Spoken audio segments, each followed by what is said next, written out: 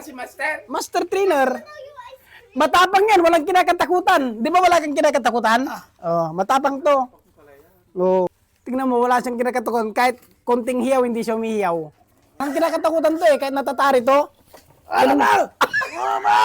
Kunin mo na, ipag-kondisyon. Ito, taga-kondisyon ko to. Dito ka, Brad. Ito yung taga-conditioning mo. Ito yung taga-kondisyon ko.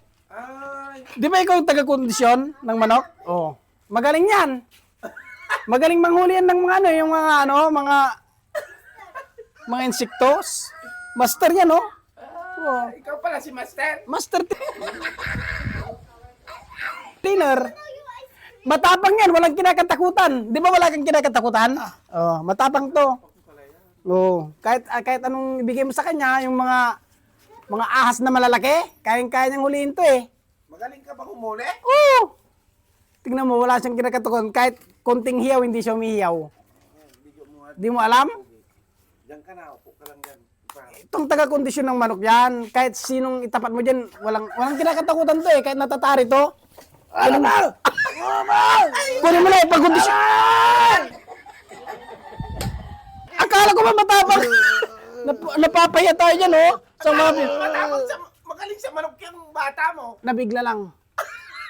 Talagang ganyan pag nabibigla yan. Pero ano yan, pero... Di ka pagbubuka kasi... Pag bumubuka ang pakpak nito, natatakot siya kasi nasasampal siya ng... Gano? Oh, tingnan mo. Oh, di ba? Natatakot na siya. Oo. Pero pag ito wala, hindi siya natatakot yan. Pero pag itong binubuka mo, yan o, bubuka natin o.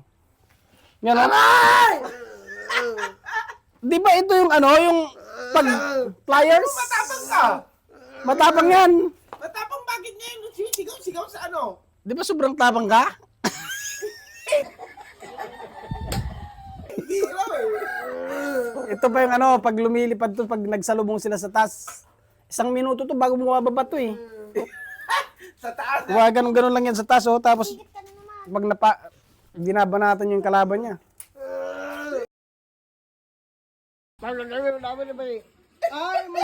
Ano? Tinatas niya talaga yan? Ano?